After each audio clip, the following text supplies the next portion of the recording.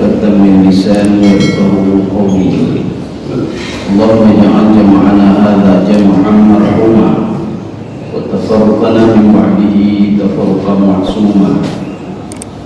Kaum muslimin dan muslimat sidang subuh yang dirahmati Allah. Kita sekarang sudah memasuki surah Al-Infitar. Surah Al-Infitar ini jenisnya Makkiyah. Jadi jumlah ayatnya 19 ayat. Di dalam kajian ilmu tafsir, jadi kita harus bisa membedakan apa itu tafsir, apa itu ilmu tafsir. Ya, jadi sama seperti fikih dan usul fiqh. Ini begitu juga, tafsir itu apa sebenarnya? Ilmu tafsir itu apa sebenarnya? Jadi kalau tafsir itu, kalau di dalam bahasa Arab itu al-kashfu, jadi mengungkap makna yang tersembunyi di dalam Al-Quran, itu tafsir namanya. Tapi ilmu tafsir itu adalah satu disiplin ilmu untuk mengetahui istilah-istilah yang ada di dalam tafsir. Ya, jadi contohnya apa? Nasakh mansukh, asbabun nuzul, itu apa? Jadi yang kita pelajari ini bukan ilmu tafsir, tetapi tafsir. Ya, jangan salah ini. Jadi di dalam kajian ilmu tafsir ada satu kajian namanya munasabah namanya.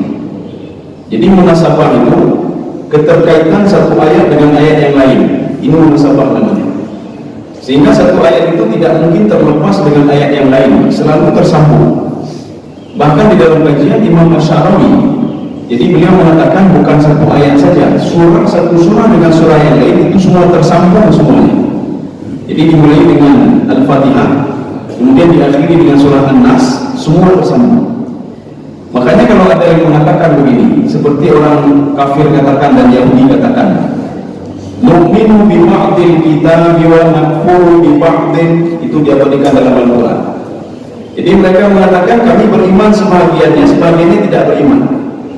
Kalau ada pada Al-Quran sebagian saja, satu ayat saja, itu artinya kan sudah terputus. Kalau sudah terputus, berarti sama saja dia tidak beriman kepada seluruh Al-Quran. Ya. Kalau ada satu ayat saja yang tidak kita yakini, jadi ketika kita baca Al-Quran, saya tidak yakin sama ayat ini, hanya yakin loh nih, tapi yang lain yakin semua, berarti masih diragukan keimanan kita. Karena semua ayat ini dari surah Al-Fatihah itu semua terkait sampai surah An-Nas. Bahkan istilah Imam Sya'rawi dalam tafsir beliau itu bismillah kan dimulai dengan Al-Fatihah kan bismillah, Pak, dengan ba. Kemudian surah An-Nas minal jinnati wan nas sin. Apa kata Imam Sya'rawi, Pak? Bas. Jadi dimulai dengan ba, diakhiri dengan sin, bas. Bas itu apa artinya dalam bahasa Arab? Bas. Sudah cukup. Sudah memadai isi Al-Qur'an itu. Dimulai dengan Al-Fatihah, diakhiri dengan surah An-Nas. Jadi artinya kalau kita ingin mengetahui Al-Qur'an, itu mulai dari Fatihah sampai surah An-Nas yang kafir untuk panduan hidup, sudah cukup itu ya. Jadi semua terkait. Makanya surah Al-Infitar ini kalau munasabahnya ini masih ada hubungan dengan cerita tentang hari kiamat ya. Jadi hari kiamat itu masih hubungannya dengan surah Al-Infitar ini, yang kajian kita pada pertemuan yang lalu itu. Infitar ini apa maknanya? Infitar itu sama maknanya insyiqaq. Infitar ini terbelah. Insyiqaq begitu juga. Kalau kita belah durian, kita belah itu namanya insyiqaq. Atau kita belah buah-buahan, Pak, itu insyiqaq namanya. Tapi bukan dengan pisau, tidak. Kita belah secara paksa, itu insyiqaq namanya. Ini begitu juga infitar ya. Makanya di dalam tafsir Sawi, jadi beliau mengatakan begini. Kenapa duluan langit yang dihancurkan baru bumi ya, oleh Allah Subhanahu wa taala. Jadi makanya ketika kiamat nanti kita bertanya, Pak, apakah duluan hancur bumi, meledak bumi, kemudian baru langit, atau planet-planet yang lain? Maka kata Imam Sawi dalam tafsir beliau, duluan dihancurkan langit. Kenapa? Karena dimulai dengan infitar di sini, Pak. Infitar langitnya dulu. Kenapa? Karena bumi ini ibarat bangunan, kata beliau. Mithlul bina. Kemudian langit itu mithlus saqf. Langit itu seperti atap. Seorang itu kalau ingin menghancurkan rumahnya, jadi tidak menghancurkan ininya dulu, bangunannya dulu, tidak, tapi atapnya dulu dihancurkan. Setelah atapnya itu hancur, baru dihancurkan bangunannya. Demikian pula ketika hari kiamat nanti. Yang duluan dihancurkan oleh Allah adalah langit dulu. Ketika langit sudah hancur, benda langit yang di langit itu sudah hancur, baru dihancurkan bumi-bumi ini.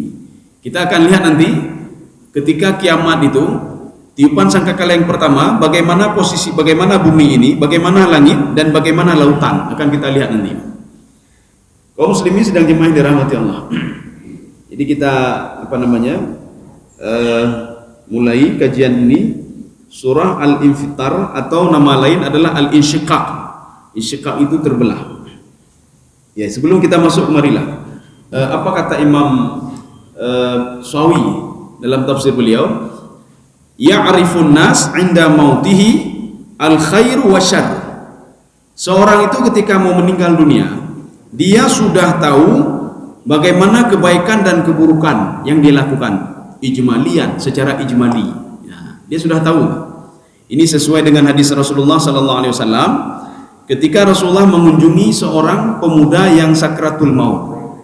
Ketika itu Rasulullah mengatakan apa? Pemuda itu dia tahu aina masirahu, kemana tujuannya, apakah dimasukkan ke dalam surga atau di dalam neraka. Tetapi secara garis umum dulu, secara secara umum ya, belum secara khusus. Makanya seorang itu ketika mau meninggal dunia, maka kalau disambut dengan baik oleh malaikat, maka dia kemungkinan akan dimasukkan ke dalam surga. Tapi kalau disambut dengan buruk oleh malaikat, maka kemungkinan besar dia akan dimasukkan ke dalam neraka. Makanya kata Imam Sya'rawi lagi, wa ya'rifu 'indal ba'thi, dan dia itu akan tahu lagi bagaimana amal ibadah dia secara khusus, tafsilian, 'indal ba'thi, ketika dia dibangkitkan di padang mahsyar, baru dia tahu. Jadi secara khusus, kalau jadi secara umum. Makanya sebagian penafsir itu termasuk Imam Al-Qurtubi, hari kiamat itu dihitung mulai seorang itu meninggal dunia. Yang sudah kiamat itu, kiamat bagi diri dia. Jadi artinya alam barzah itu kiamat. Kemudian hari kebangkitan itu kiamat. Ini hari akhir, hari kiamat namanya. Kiamat itu hari diluruskan semua. Yaumul mizan, ketika ditimbang kita itu apakah banyak keburukan atau kebaikan, itu juga kiamat. Ketika seorang dibalas pahalanya oleh Allah dan diberikan balasan maksiat, dosa yang sudah dia lakukan, ini namanya yaumul qiyamah juga. Kaum muslimin sedang jemaah yang dirahmati Allah. Makanya ketika ditiup sangkakala yang kedua, seorang akan tahu lagi dia akan dimasukkan surga atau neraka secara khusus. Kalau tadi dia memang sudah tahu, dia sudah tahu ketika mau dicabut nyawanya oleh malaikat. Ya, sekarang kita mulai ayat ini. Jenisnya makiyah. Jadi kata Imam Sawi bila khilaf, tidak ada yang ikhtilaf ulama di sini, dia itu madaniyah atau makiyah, tidak. Jadi ulama sepakat kalau ayat ini adalah makiyah. Makiyah ini ada beberapa versi pemahaman makiyah. Ada yang mengatakan makiyah itu turun di Mekah. Ada yang mengatakan makiyah itu sebelum hijrah. Sebelum Rasulullah hijrah itu makiyah semua namanya. Setelah Rasulullah hijrah itu madaniyah semua namanya. Walaupun nanti ada yang mengatakan makiyah itu Mekah, madaniyah itu Madinah. Ya. A'udzubillahi minasyaitonirrajim. Bismillahirrahmanirrahim. Idzas sama'u fatarat. Ya, idzas sama'u fatarat. Allah menyebutkan langit satu di sini. Tetapi langit satu ini sudah mewakili langit yang lain. Langit itu kan ada 7 langit. Jadi ada 7 langit. Semua langit itu akan terbelah semuanya sebelum hancurnya bumi. Kita pada beberapa pertemuan yang lalu itu kita sudah membahas apa beda idza dengan id. Kalau di dalam Al-Quran disebutkan idza, artinya apa? Sesuatu hal belum terjadi dan akan terjadi, dan kita harus yakin itu. Idza syamsu kuwirat, apabila matahari itu dilipat oleh Allah Subhanahu wa taala. Ya, kita harus yakin kalau kejadian itu akan terjadi. Sebagaimana kafir Quraisy ketika mereka berdebat dengan Rasulullah sallallahu alaihi wasallam. Apa kata kafir Quraisy? Kalau kamu betul seorang rasul, kamu betul seorang nabi, tolong belah bulan itu menjadi 2. Akhirnya Rasulullah, gimana cara ini? Permintaannya macam-macam ya, Pak. Bulan dibelah menjadi 2. Gimana belah bulan jadi 2 ya, Pak? Akhirnya Rasulullah berdoa kepada Allah, bulan itu bisa terbelah menjadi 2. Sehingga di tengah-tengah kota Mekah itu ada Jabal Kubis. Jadi bulan menjadi 2, di tengahnya ada Jabal Kubis. Apa kata Rasulullah? Coba lihat sendiri. Apa kata orang-orang Quraisy? kamu sudah pandai sihir ya Muhammad. Ya. Sudah dituduh Nabi Muhammad main sihir. Jadi artinya bulan itu sudah dibelah menjadi dua. Kemudian disatukan kembali oleh Rasulullah sallallahu alaihi wasallam. Kaum muslimin sedang jamaah yang dirahmati Allah. Kemudian bulan itu nanti akan dikumpulkan bersama matahari, kita harus yakin juga. Wa jumi'a asy-syamsu wal qamar. Ketika matahari itu disatukan, diadu dengan bulan, artinya kehancuran semuanya. Kita harus yakin. Jadi keyakinan ini di dalam Al-Qur'an itu menggunakan gaya bahasa idza. Idza itu belum terjadi dan akan terjadi. Dan kita harus yakin kalau itu akan terjadi. Ya. Idza bu'thira ma fil qubur. Kalau seandainya manusia akan dibangkitkan dari kuburnya, harus yakin kita, harus yakin. Ya, jadi makanya bedanya dengan id. Kalau id itu cerita tentang sejarah.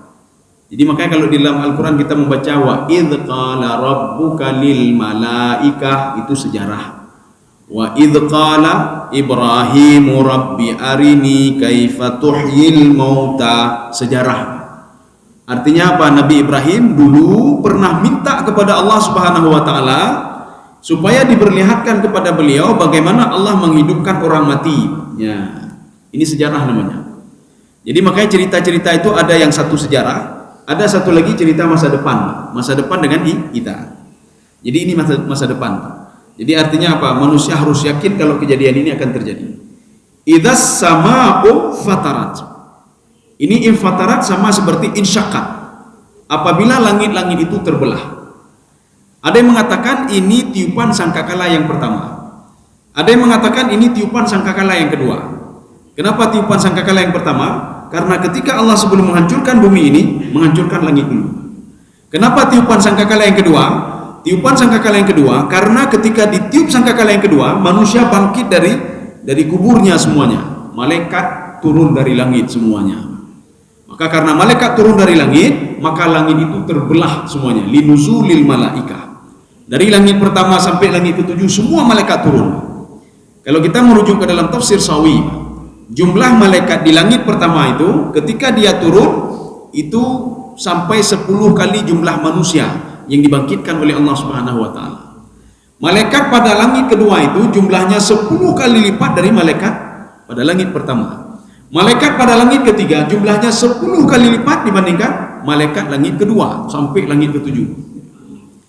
Jadi makanya setiap langit itu ada penghuninya, ada malaikatnya. Yang seperti kita kita bahas dalam surah Al-Buruj.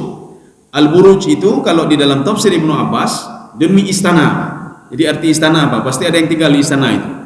Artinya setiap langit itu ada para malaikat yang tinggal di situ. Jadi makanya kita jangan menyangka cuma di sini aja ada kehidupan manusia ini. Bahkan di langit itu lebih dahsyat lagi. Semua manusia kalau dikumpulkan nanti di padang mahsyar jumlahnya tidak melebihi dari malaikat pada langit pertama. Bahkan lebih banyak malaikat 10 kali dibandingkan jumlah manusia dari Nabi Adam dulu ketika dibangkitkan sampai kita sekarang ini dan setelah generasi setelah kita. Artinya 10 kali lipat. Artinya begitu luasnya langit. Kalau kita bangga dengan bumi ini, udah bangga dengan bumuanya. Cuma sebuah ciptaan Allah yang kecil sekali kalau dibandingkan dengan matahari tidak ada apa-apanya. Kaum muslimin sedang jamaah yang dirahmati Allah. Ini makna infatarat. Ya. Makanya kata Imam Ibnu Katsir, tafsir Sawi, ketika sudah dihancurkan langit, maka setelah itu dihancurkan bumi oleh Allah Subhanahu wa taala, baru rata semuanya, diganti semuanya. Yauma tubaddalul ardu ghairal ardi was samawat. Bumi saya gantikan dengan yang lain. Jadi tidak sama seperti yang kita tinggal ini, tetapi materialnya berasal juga dari material bumi. Kenapa? Padang mahsyar itu adalah bagian daripada bumi. Maka ketika ditiup sangkakala yang kedua, manusia bangkit di padang mahsyar itu artinya apa? Bangkit dari material bumi ketika dia meninggal dunia dulu. Ini kalau ada yang tanya nanti, kok manusia dibangkitkan di padang mahsyar? Mahsyar itu di mana? Sedangkan manusia meninggal di bumi ini. Padang mahsyar adalah bumi ini nanti bahagian daripada padang mahsyar. Maka ketika nanti ditarik oleh Allah Subhanahu wa taala, semua terangkat, semua gunung-gunung terangkat, tidak ada apa-apa lagi. Jadi la tara fiha iwaja wala amta. Tidak ada gunung, tidak ada lembah, semua rata semuanya.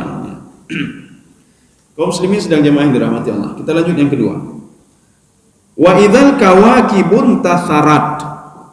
Tasarat ini maknanya tasakatat. Kawakib ini masuk semuanya. Tata surya itu semuanya. Jadi kawakib itu termasuk bintang, planet-planet. Semuanya ciptaan Allah Subhanahu wa taala. Tasakatat, akan jatuh semuanya. Jadi kalau dulu bintang kita lihat di atas, tapi sekarang bintang sudah jatuh ke bawah, semuanya jatuh. Kalau kita lihat dulu ada planet ini, planet itu, semuanya tidak ada lagi, semuanya berjatuhan semuanya. Semuanya tidak ada lagi. Jadi makanya nanti ketika di padang mahsyar nanti tidak ada lagi yang namanya planet-planet. Yang ada cuma langit saja dengan matahari yang disebutkan oleh Allah di dalam riwayat dan dalam Al-Qur'an. Jadi artinya nanti matahari yang ada, langit yang ada, yauma tubaddalul ardu ghairal ardi was samawat. Jadi kawakib itu tidak ada lagi, bintang tidak ada lagi. Maka kita jangan pernah mengharap nanti di padang mahsyar ada malam, ada siang, tidak ada lagi, tidak seperti di dunia ini. Maka tidak akan kita lihat lagi nanti muncul bulan, tidak ada lagi. Yang ada matahari selalu. Berarti kalau siang-siang terus. Berarti kalau 5.000 tahun, 5.000 tahun terus, 50.000 tahun, 50.000 tahun terus. Berarti kalau siang-siang terus, Pak, tidak ada malam-malam lagi. Tidak ada malam, tidak ada pagi, tidak ada lagi. Berarti kalau ada matahari, siang-siang terus. Sampai pengadilan Allah Subhanahu wa taala itu selesai. Wa idzal kawakibun tathara. Ini namanya jumlah syartiyah.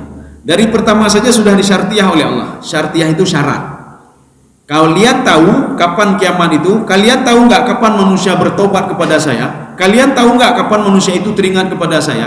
Kalian tahu enggak kapan manusia itu teringat kepada dosa-dosanya? Kata Allah Subhanahu wa taala, tatkala nanti idzas sama'un fatarat, langit itu sudah dibelah oleh Allah, wa idzal kawakibun tasarat. Ketika nanti dia lihat langsung dengan mata kepala dia, ketika sebelum terjadi kiamat itu, semua hancur semua, tasakatat, semua jatuh. Bintang-bintang jatuh, planet-planet jatuh. Ketika itu baru dia tahu nanti, kata Allah Subhanahu wa taala. Ini berarti sudah dua. Kemudian yang ketiga, ini syaratnya sampai berapa kali diberikan oleh Allah Subhanahu wa taala? Bukan satu syarat saja, tidak. Syarat yang pertama, langit terbelah. Syarat yang kedua, itu bintang-bintang dan planet-planet itu semuanya jatuh. Kemudian syarat yang ketiga, wa idzal biharu fujirat. Ya, saya minta kalau yang ada terjemahan coba dibaca sebentar. Kita ingin lihat apa yang di dalam terjemahan itu. Ya. Dan apabila lautan menjadikan meluap. Dan apabila lautan itu meluap. Ya, sekarang kita lihat tafsirannya, Pak. Tafsirannya ada 3. Tafsiran fujirat itu ada 3. Yang pertama, ketika kiamat nanti itu air laut itu naik semuanya, Pak. Ya, air laut itu naik. Sebagaimana naiknya air laut pada masa Nabi Nuh alaihissalam. Tetapi tidak separah Nabi Nuh. Kalau Nabi Nuh itu sampai air laut itu dengan langit hampir lengket. Ya, ini, Pak. Jadi makanya Allah katakan Nabi Nuh itu, saya munculkan air dari tanah dan munculkan dari ini sehingga iltaqal ma'u. Ya, air yang dari langit ini sudah ketemu. Tetapi ketika kiamat nanti, air laut itu naik semuanya, rata semuanya, habis semuanya. Ini tafsiran yang pertama, fujirat yang pertama. Fujirat yang kedua, apabila air laut itu kering. Ya. Maka tanda-tanda kiamat nanti air laut itu akan kering semuanya. Kenapa? Bumi ini sudah terbelah. Airnya diserap semuanya ke dalam. Ini seperti waktu terjadi tsunami itu. Pertama itu waktu kita lihat gempa, setelah gempa itu airnya surut semuanya, Pak. Ya, kering semuanya. Jadi makanya ini yang kedua, Pak, kering semuanya. Yang ketiga, makna fujirat, lautan kan banyak. Ada lautan Atlantik, ada laut Teduh, ada laut Tengah, ada laut Merah, ada laut India, ada laut. Semua laut itu menyatu menjadi satu. Ya, ini tafsiran yang ketiga, Pak. Menyatu menjadi satu. Maknanya apa? Tidak ada yang daratan-daratan itu tidak ada lagi. Ini sebenarnya hampir sama dengan tafsiran yang pertama tadi, Pak. Dia meluap. Tapi ini tidak. Ini dia menyatu satu sama lainnya sehingga menjadi bahran wahidan. Lautan yang satu semuanya, rata semuanya. Tidak nampak lagi nanti ini ada benua ini benua ini, tidak nampak lagi, Pak. Ya, 3 tafsiran. Kaum muslimin sedang jemaah yang dirahmati Allah. Ini sama seperti kejadiannya pada masa Nabi Musa alaihissalam. Nabi Musa alaihissalam ketika dikejar oleh Fir'aun laknatullah, itu kaumnya mengatakan begini, inna lamudrakun. Wahai Musa, Fir'aun akan mendapatkan kita. Ya. Artinya apa? Kita akan diazab oleh Fir'aun karena Fir'aun di belakang kita. Karena apa? Di depan kita ini lautan, kita tidak tahu mau lari kemana. Dijawab oleh Nabi Musa alaihissalam, inna ma'iya rabbi sayahdin. Kamu kalian jangan takut, saya punya Allah yang selalu memberikan petunjuk kepada saya. Akhirnya Allah mengatakan kepada Nabi Musa alaihissalam, anidrib bi'asakal bahr fanfalaka fakana kullu firqin kattaudil azim. Pukulkan tongkatmu di laut itu, maka akan terbelah menjadi dua. Rupanya sebelum lautan itu jalan itu menyatu, itu ada 7 lautan yang 7 jalan yang terbelah, yang dibelah 12 jalan yang dibelah oleh Nabi Musa alaihissalam. Kenapa ada 12 jalan? Ketika dipukul tongkat Nabi Musa ke lautan itu, maka menjadi 12 jalan semuanya. Pertanyaannya kenapa 12 jalan? Karena ada 12 kaum Nabi Musa alaihissalam. Jadi makanya Bani Israel itu, Yahudi itu ada 12 kelompok. Maka masing-masing kelompok mereka jalan di dunia sendiri. Akhirnya apa? Mereka bertanya kepada Nabi Musa, wahai Musa, kalau seperti ini jalannya, kami tidak akan pernah ketemu lagi dengan anak kami nanti. Kami akan terpisah dengan anak kami. Akhirnya Nabi Musa menghentakkan sekali lagi tongkatnya, 7 lautan, 7 jalan tadi menyatu semua menjadi satu. Kattaudil azim, seperti gunung yang sangat besar sekali. Jadi pertama itu hanya kecil, ada 12 jalan, tapi setelah dihentakkan tongkatnya sekali lagi, 12 jalan itu menyatu menjadi satu. Sebagaimana hari kiamat nanti, lautan yang banyak sekali itu menyatu menjadi satu, sehingga satu lautan semuanya, bahran wahidan. Ya. Kaum muslimin sedang jamaah yang dirahmati Allah. Wa idzal quburu bu'thirat. Ya, jadi tadi sudah juga. Jadi kalau lautan sudah menjadi ini sangkakala yang pertama, tiupan sangkakala yang pertama. Sekarang tiupan sangkakala yang kedua. Wa idzal quburu bu'thirat. Apabila kubur itu bu'thirat. Nanti ada yang membaca buhsirat, buhsirat. Ada yang membaca bu'thirat. Tetapi yang lebih ma'rufnya adalah bu'thirat, bukan buhsirat. Maka jangan heran kita nanti ada bacaan-bacaan wa idzal quburu buhsirat. Tapi yang ma'rufnya adalah bu'thirat. Bu'thirat itu apa? Syekh Tantawi dalam tafsir beliau itu mengatakan sara al-asfal, yang bawah itu menjadi atas, itu bu'thirat namanya. Jadi batinuhu yakunu zahiruhu. Jadi yang batin, yang tersembunyi itu menjadi nampak. Maksudnya apa? Mayat-mayat yang ada di dalam tanah itu semua diangkat semua oleh Allah Subhanahu wa taala, sehingga dia naik ke atas semuanya. Ini setelah roh-roh itu menyatu dengan tubuh semua. Jadi makanya setelah roh itu menyatu dengan tubuhnya, maka semua dibangkitkan oleh Allah Subhanahu wa taala dari kuburnya. Wa idzal quburu bu'thirat. Apabila yang ada di dalam kubur itu semua dibangkitkan oleh Allah Subhanahu wa taala. Ini sudah berapa syarat sudah? Sudah 4 syarat ya. Ada 4 syarat yang diberikan oleh Allah Subhanahu wa taala. Sudah. Setelah itu alimat nafsun ma qaddamat wa akharat. Ya, baru manusia tahu diri dia. Artinya setelah terjadi tiupan sangkakala yang pertama, setelah terjadi tiupan sangkakala yang kedua, ini dibuktikan dengan manusia bangkit dari kuburnya semuanya, baru dia tahu alimat nafsun. Nafsun itu pribadi. Ini yang dimaksudkan dengan nafsun di sini bukan nafsu saja tidak, tapi seluruh anggota tubuhnya. Roh dia, jasad dia itu baru dia menyesal, baru dia tahu. Alimat nafsun ma qaddamat. Apa yang sudah dia buat dulu di dunia? Apakah dia patuh kepada Allah? Apakah dia taat kepada Allah? Ini sama seperti firman Allah dalam Al-Quran. Ya ayyuhal insanu innaka kadihun ila rabbika kadhan famulaqih. Jadi di dunia ini manusia itu kata Allah, wahai manusia, innaka kadihun. Kalian itu ada kelompok-kelompok yang istiqamah berbuat maksiat kepadaku. Setiap hari tidak ada yang maksiat yang tidak dilakukan. Setiap hari maksiat selalu kata Allah. Ini makna kadihun. Kadihun itu apa? Dia dipenuhi hidupnya dengan maksiat selalu. Sampai tapi maksiat. Keluar rumah maksiat, pergi kantor maksiat, pulang maksiat, tidur maksiat, semua maksiat kata Allah. Tapi ada juga kelompok yang kadihun juga. Kadihun itu apa? Dia lakukan ketaatan kepada Allah, walaupun cuma sedikit-sedikit. Dia taat kepada Allah, berusaha untuk taat kepada Allah, pergi kantor taat kepada Allah, pulang begitu juga, selalu taat kepada Allah Subhanahu wa taala. Walaupun ada 2 kelompok yang berbeda kata Allah. Ada satu kelompok yang mereka buat maksiat selalu. Ada satu kelompok, mereka ini taat selalu kepadaku, kata Allah Subhanahu wa taala, walaupun amal ibadahnya itu sedikit, famulaqi. Dua-dua mereka itu akan ketemu dengan saya, kata Allah Subhanahu wa taala. Ini sama juga seperti apa? Orang kafir, orang munafik, orang musyrik dan lain sebagainya. Walaupun mereka itu tetap pada pendiriannya, mereka akan kembali juga kepada Allah Subhanahu wa taala. Nah, ini begitu juga. Alimat nafsun ma qaddamat. Jadi arti qaddamat di sini apa? Ma qaddamat, apa yang sudah dia lakukan dulu di dunia, apakah kebaikan ataukah keburukan. Makanya manusia itu di dalam tafsir Sawi, di dalam tafsir Jalalain, ya, dua tafsir ini, mereka akan teringat kepada Allah pada dua tempat. Ya, yang pertama apa? Yang pertama ketika sakaratul maut. Kalla sawfa ta'lamun, thumma kalla sawfa ta'lamun. Ya, ini dua tempat nih, Pak. Jadi makanya pertama sekali, kalla sawfa ta'lamun. Tidak ada masalah, biarin dia berbuat maksiat, kata Allah. Nanti ketika sakaratul maut dia pasti teringat kepada saya. Fir'aun, bagaimana kerasnya Fir'aun. Ketika mau tenggelam itu dia teringat kepada Allah. Apa kata dia? Saya beriman kepada Tuhan Musa dan Bani Israel. Ini kata Fir'aun. Semua seperti itu, kata Allah. Ya.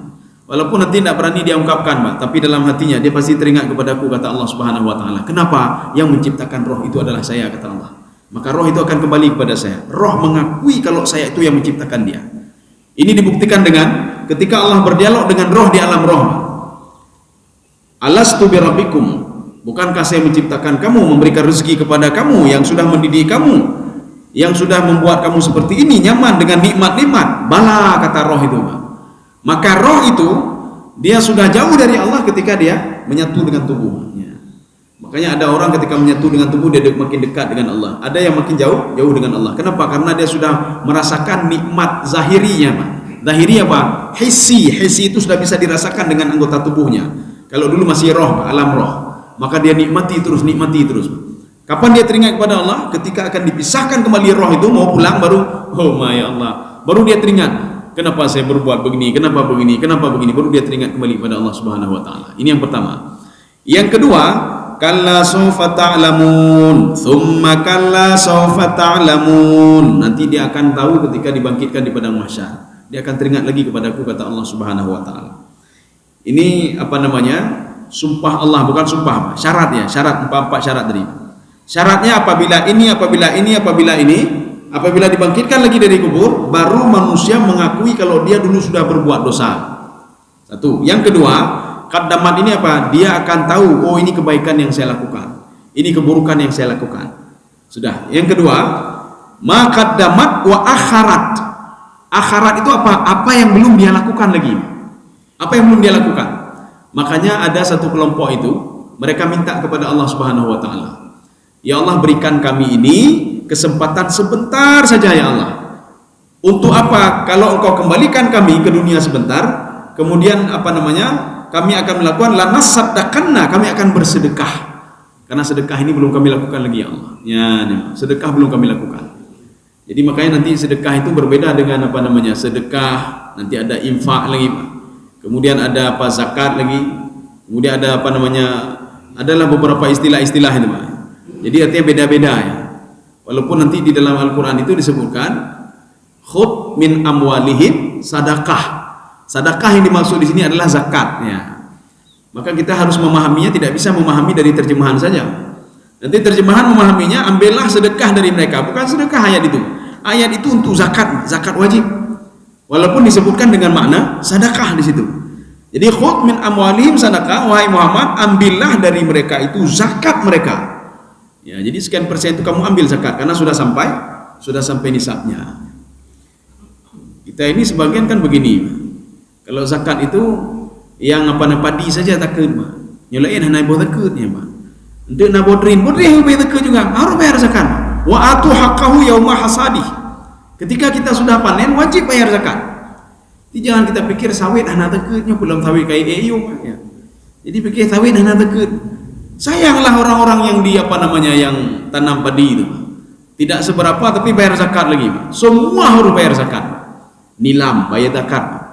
Maka jangan heran nanti kenapa hasil saya, ya Allah, seperti ini, kenapa begini, kenapa begitu, kamu tak bayar zakat ya, takut anak bayu. Kemudian hati-hati orang yang tidak bayar zakat.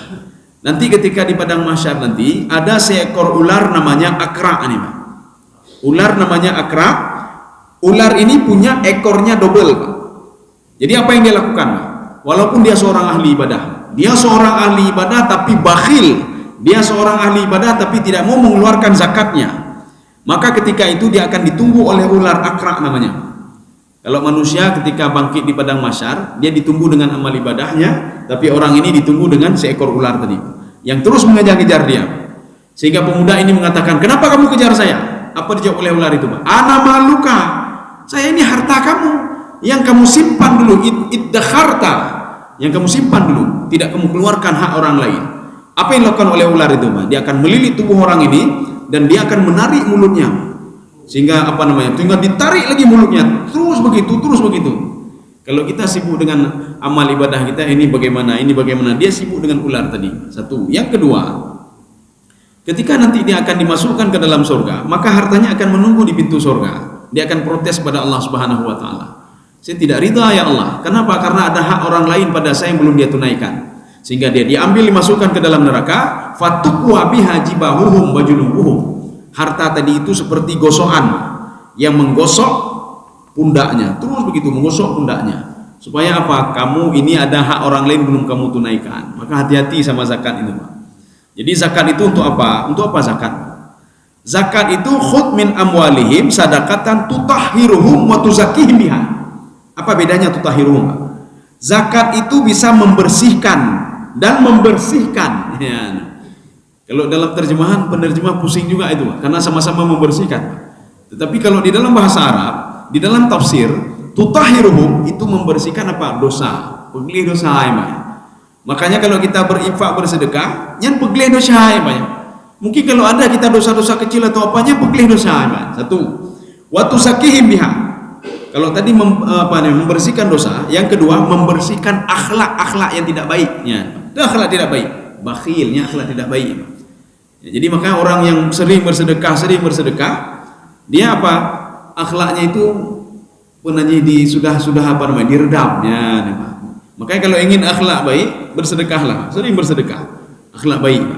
Karena apa? Dia bisa membersihkan hati, membersihkan penyakit hati dengan sedekah. Kemudian sedekah zakat itu memiliki nilai sosialnya, ya, memiliki nilai sosial. Sosialnya bagaimana? Setelah kita membersihkan diri, membersihkan harta kita supaya berkah, maka harta kalau tidak berkah kemanapun kita bawa, kita susah selalu, Pak, kalau tidak berkah. Maka supaya harta itu berkah, kita zakatkan dia. Supaya hati kita ini bersih dan berkah, bersihkan hati ini dengan yang tadi. Kemudian juga zakat sedekah itu mengandung nilai sosial. Jadi artinya ketika kita sudah berinfak bersedekah, kita bayar zakat, juga membantu perekonomian, bantu orang lain, ekonomi orang lain. Kita bisa membantu saudara kita. Makanya sedekah yang baik itu bagaimana? Sedekah yang diberikan kepada orang kerabat kita sendiri. Makanya kata Rasulullah dalam hadisnya, orang yang bersedekah untuk kerabatnya sendiri, untuk adiknya sendiri, dia kasih sedekah untuk adiknya sendiri yang miskin, yang fakir, lebih baik dibandingkan dia bersedekah untuk orang lain. Kenapa? Karena pahalanya dua. Kalau orang bersedekah dengan kerabatnya sendiri, pahalanya dua. Yang pertama pahala sedekah, yang kedua pahala sudah menjalin hubungan silaturahmi kembali dengan saudara kerabatnya. Tapi kalau dia berinfak untuk orang lain, maka pahalanya cuma satu saja, kata Rasulullah. Pahala apa? Ya pahala sedekah tadi. Kita kan biasanya begini, Pak, apalagi mau akhir-akhir Ramadan, kan? Ini siapa bisa saya bantu ini? Kalau rumah kalau ini, Pak. Siapa bisa saya bantu di kalau rumah. Di Jawa ada nggak yang perlu saya bantu? Ya. Padahal di tetangga samping dia itu lebih melarat dan perlu bantuan. Saudara-saudaranya lebih perlu bantuan dibandingkan orang lain. Kaum muslimin sedang jamaah yang dirahmati Allah. Ini makna wa akharat. Makanya kalau kita itu tidak ingin terlambat, lakukanlah sekarang, Pak. Jadi walaupun tidak bisa lakukan sebanyak mungkin, lakukan sedikit-sedikit boleh juga. Ya, Pak.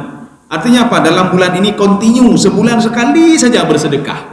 Bulan selanjutnya sekali saja bersedekah, walaupun Rp1.000, Pak. Rp1.000. Ini bulan depan sedekah lagi, walaupun Rp1.000. Yang jelas apa? Duit yang kita sedekahkan itu untuk bersihkan jiwa saja. Maka kalau ada orang pokon hati lumpuh tapi kegau, pokon dengki tapi kegau, pokon tidak sabar, banyaklah bersedekah, banyaklah berinfak, bayar zakatlah kalian. Makanya kalau zakat itu kan setahun sekali, karena sudah sampai nisab. Tapi ada juga nanti mazhab apa itu? Syafi'i atau siapa itu? Jadi beliau mengatakan ada zakat profesi. Ya. Zakat profesi itu bisa saja nanti per hari, per hari ya. Nggak banyak kita potong per hari. Seorang itu pekerja bangunan ya. Setelah dia kerja bangunan, dari pagi dia kerja sampai sore, diberikan gaji oleh tuannya. Ini gaji kamu 200.000 diberikan. Ini gaji kamu ya 200.000 kerja dari pagi sampai sore. Apa namanya, tukang bangunan ini, karena supaya hartanya bersih dan jiwanya juga bersih, maka langsung dia potong 2,5% dari 200.000 tadi, cuma 5.000 rupiah. 5.000 rupiah ini 5.000 rupiah dia simpan. Besok dia kerja lagi, dapat lagi, dia simpan lagi 5.000 rupiah. Besok dapat lagi, kerja lagi, dia simpan lagi 5.000 rupiah. Ya. Ini namanya zakat profesi. Profesi dia sebagai tukang ya. Jadi makanya supaya apa? Supaya hartanya itu berkah. Jadi jangan tidak berkah. Satu, supaya bersih dirinya. Banyak sekali fungsi sedekah itu. Ya. Dan juga bisa membantu orang lain. Kaum muslimin sedang jamaah yang dirahmati Allah. Maka supaya tidak terlambat, qaddamat wa akharat, karena permohonan ini ada diungkapkan oleh Allah dalam Al-Quran. Artinya apa? Permohonan manusia minta kepada Allah untuk hidup kembali. Maka tidak mungkin lagi hidup. Jangankan untuk ketika di padang mahsyar, orang yang meninggal ini ketika dia minta kembali lagi pun tidak bisa lagi kembali. Bagaimana mau kembali lagi? Tidak bisa kembali lagi. Orang yang sudah masuk ke alam barzakh itu tidak bisa kembali lagi, tidak bisa kembali. Dia baik pikir dia, kayak woroh rumah, kayak demong tibulan. Dia sudah hidup lagi ini, tidak ada lagi. Tidak ada orang yang bisa hidup lagi kalau sudah masuk ke alam barzakh, karena dia sudah berada di alam yang ketiga. Ya.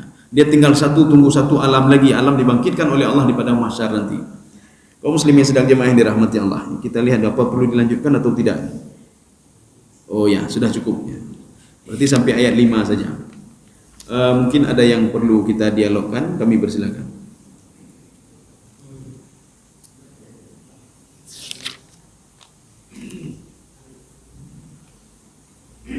Ada pertanyaan?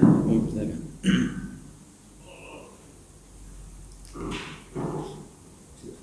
Ya. Waalaikumsalam.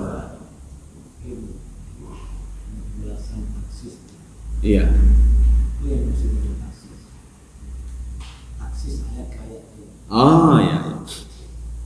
Taksis namanya. Taksis ya. Jadi begini, di dalam kajian ilmu tafsir itu ada namanya dzikrul khas ba'dal am, dzikrul am ba'dal khas. Nah, ini ilmu tafsir namanya, Pak. Jadi makanya beda tafsir dengan ilmu tafsir. Makanya nanti ada ilmu tafsir, ada kitabnya tebal segini. Nanti ada At-Tibyan fi Ulumil Quran. Ada macam-macam lah ilmu tafsir itu. Adalah sebuah istilah-istilah di dalam ilmu tafsir ketika kita ini ingin menafsirkan Al-Quran. Kalau dzikrul khas ba'dal am itu artinya apa? Di dalam Al-Quran itu Allah sering menyebutkan yang khusus setelah umum. Mana contohnya? Tanazzalul malaikatu warruhu fiha biizni rabbihim min kulli amr. Turunlah para malaikat-malaikat dan Jibril. Ya, nih, Pak. Kan sudah disebutkan malaikat tadi, Pak. Kenapa disebutkan Jibril lagi, Pak? Ini namanya dzikrul khas ba'dal am, menyebutkan yang khusus Jibril setelah penyebutan malaikat-malaikat semuanya. Ada masalah apa dengan Jibril?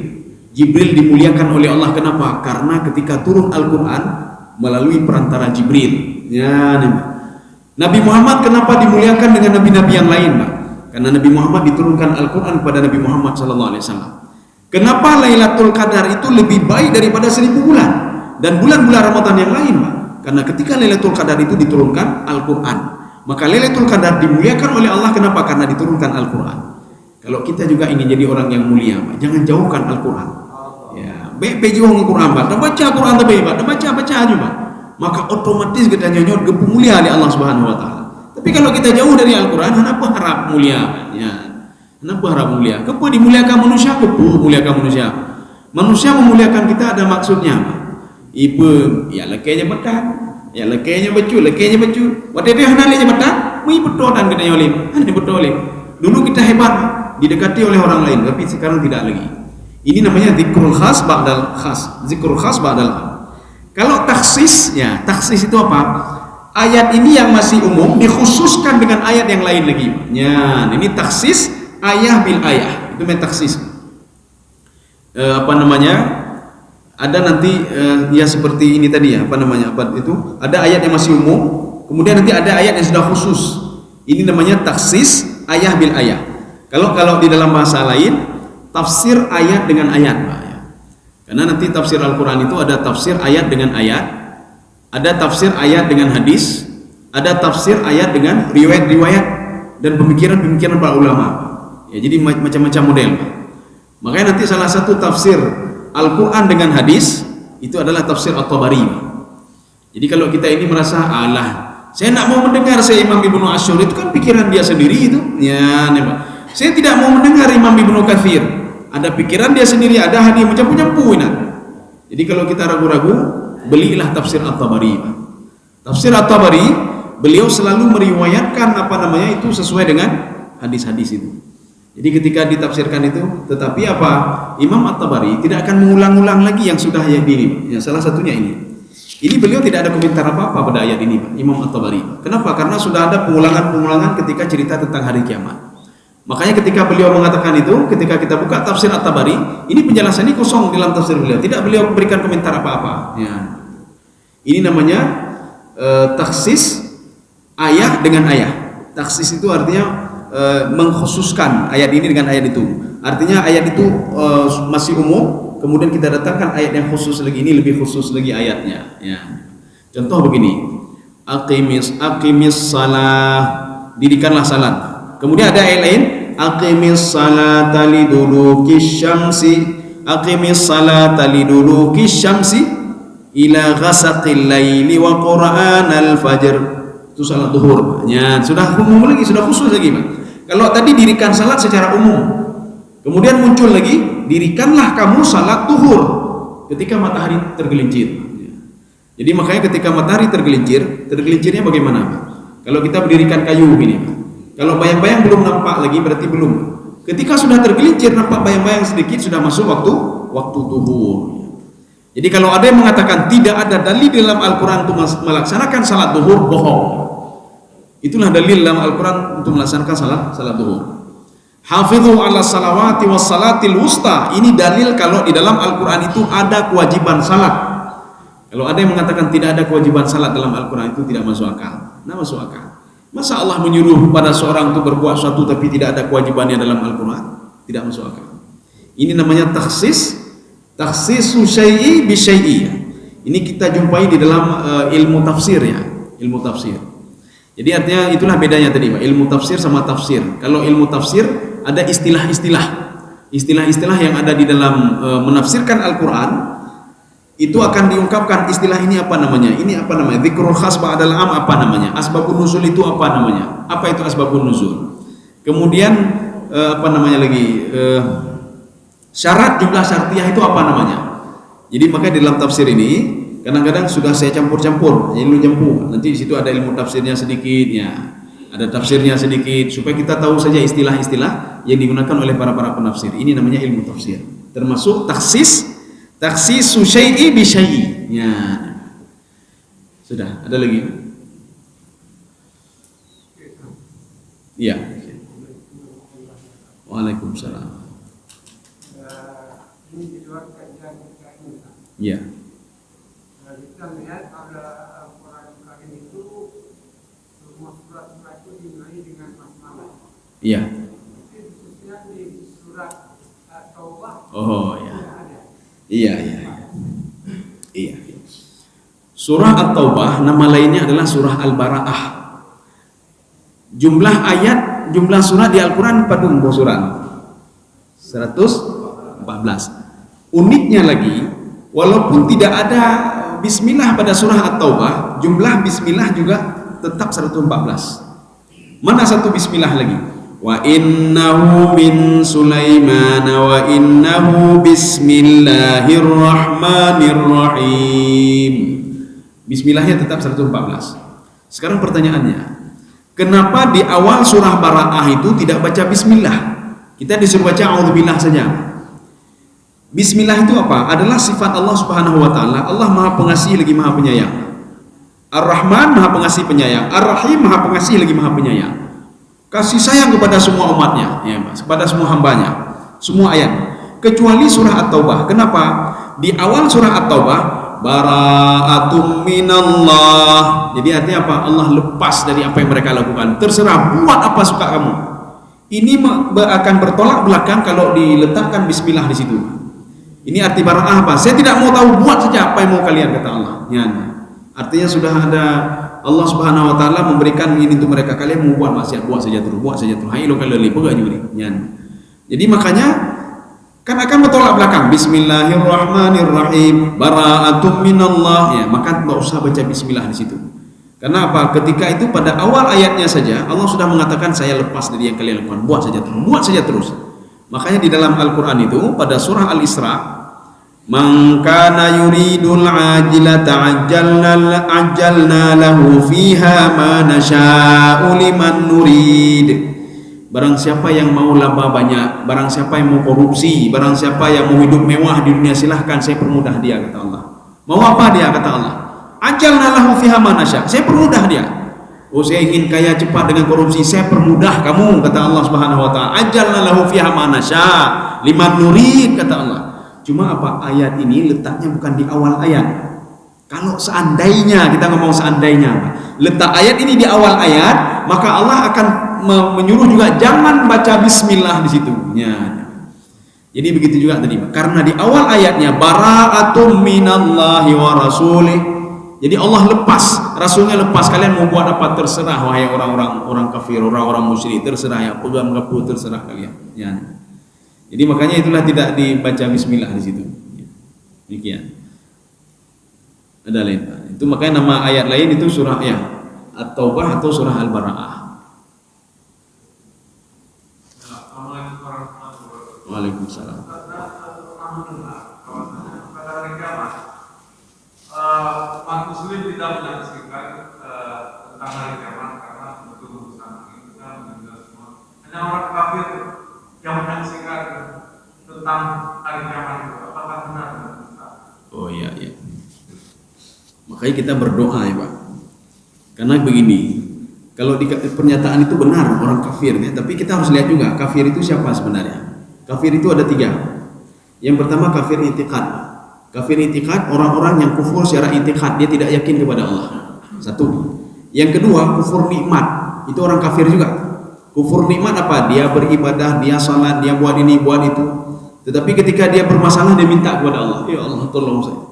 Tapi ketika ditolong oleh Allah, dia lupa kalau pertolongan itu berasal dari Allah. Qarun itu kufur ya Pak. Qarun itu kufur nikmat dia, padahal dia ahli ibadah. Jadi jangan kita pikir nanti wah ini orang kafir saja, nanti kufur nikmat termasuk di situ juga. Kemudian ada kufur ihsan lagi Pak. Apa itu kufur ihsan? Seorang itu dia beribadah, tetapi ihsannya itu tidak ada. Ihsan itu apa? Anta'budallaha ka'annaka tarahu, fa in lam takun tarahu fa innahu yaraka. Ini tambahan dari Imam Al-Qurtubi. Tapi kalau dalam kitab Al-Aqaid As-Salafiyah yang dikarang oleh Syekh Syangkiti itu cuma 2 saja, kufur nikmat, kufur i'tiqad. Dalam tafsir Ibnu Katsir 2 juga. Dalam tafsir Jalalain 2 juga. Dalam tafsir Al-Qurtubi ditambah 1 lagi, kufur ihsan. Seorang dia beribadah Allahu Akbar, setelah salam dalam hati tidak yakin, apa betul Allah melihat amal ibadah saya? Apa betul Allah mencatat, menyuruh 2 malaikat mencatat saya? Tidak yakin saya. Ya, ketika dia beribadah lagi, saya tidak yakin ini. Ya, ini kufur ihsan namanya. Setiap dia beribadah itu, ini tambahan dari Imam Al-Qurtubi. Setiap dia melakukan sesuatu itu, dia tidak yakin kalau Allah melihat dia. Dia tidak yakin pahala akan diberikan kepada dia. Ya, ini kufur ihsan namanya. Maka kalau seandainya ada pernyataan seperti itu, kufur masuk 3 ini. Ya. Ini masalahnya kita apa? Kita tidak tahu kita. Mudah-mudahan tidak termasuk kufur nikmat. Mudah-mudahan tidak termasuk kufur apa ihsan. Maka kita berdoa kepada Allah Subhanahu wa taala. Artinya supaya jangan bisa menyaksikan itu. Tetapi kita doanya begini ya Allah berkahilah umurku. Artinya dalam umur itu berkah selalu. Kita jangan teringat begini, kok jadi kiamat bagaimana ini? Jangan itu dulu kita tanya. Kita tanya amal ibadah apa yang sudah kita persiapkan. Maka kita terus berdoa kepada Allah, mudah-mudahan kita dimatikan dalam keadaan husnul khatimah, jangan su'ul khatimah. Jangan bertanya nanti ini kiamat kapan ya? Kalau kita tanya pokok hanya punya mati ile dia punya kiamat bertatoban dia. Kan sudah keliru ini, Pak. Jadi makanya ada sahabat bertanya kepada Rasulullah, "Ya Rasulullah, kapan kiamat ya Rasulullah?" Mata sa'ah. Rasulullah mengatakan begini, "Kamu jangan tanya hari kiamat, madza a'dat talisa'ah?" Apa yang sudah kamu persiapkan untuk hari kiamat? Apa? Sudah beribadah kamu? Oh belum. Ibadah dulu. Ya. Jadi kita tidak perlu khawatir juga tentang tiupan sangkakala yang pertama tadi, Pak. Memang cukup mengerikan sekali, Pak. Jadi artinya apa? Tidak ada yang lebih mengerikan itu kalau kita lihat cerita dalam Al-Quran itu bagaimana Allah menghancurkan kaum Ad, bagaimana Allah menghancurkan kaum Samud. Ini lebih dahsyat lagi daripada itu. Jadi kita mohon kepada Allah agar tidak menyaksikan hal-hal yang seperti itu. Kenapa? Karena kita sudah tahu gambarannya semua dalam Al-Quran. Sudah tahu bagaimana nanti diangkat gunung oleh Allah, bagaimana dibelah langit oleh Allah, bagaimana diturunkan semua bintang-bintang itu berjatuhan semuanya. Artinya kita sudah diberikan gambaran. Artinya kita jangan sampai menyaksikan hal-hal itulah. Dan kita terus berdoa kepada Allah husnul khatimah. Jadi tidak ada doa yang saya baca itu, tidak ada doa ya Allah jangan nampakkan saya kiamat ya Allah. Itu menurut saya belum saya dapatkan lagi hadis itu. Ya hadis itu jangan nampakkan saya kiamat. Yang ada apa? Ya Allah matikan saya dalam keadaan husnul khatimah. Kemudian apa? Ya Allah kumpulkan saya dengan orang-orang saleh. Matikan saya dalam keadaan muslim. Ya jangan Makanya kiamat itu terjadi apa? Kenapa? Dalam hadis-hadis itu terjadinya kiamat sebab tidak ada lagi orang yang berzikir dan mengingat Allah hanalim. Karena sudah ini semua hanalim itu. Karena kalau tidak ada lagi yang lebih baik dihancurkan saja. Ini sama seperti pembangkang Nabi Nuh alaihissalam. Sudah didakwahi berapa kali. Akhirnya Allah mengambil kesimpulan apa? Mereka tidak bisa juga didakwahi. Akhirnya dihancurkan saja. Begitu juga kaum Nabi Lut. Oh ini tidak ada, dihancurkan saja. Supaya apa? Tidak jadi penyakit bagi orang lain. Ya. Jadi itu begitu juga. Demikian. Sudah. Jadi saya rasa cukup sekian saja. Mudah-mudahan ada manfaatnya bagi saya sendiri dan jemaah sekalian. Subhanakallah bihamdika asyhadu an la ilaha illa anta astaghfiruka wa atubu ilaik. Assalamualaikum warahmatullahi wabarakatuh.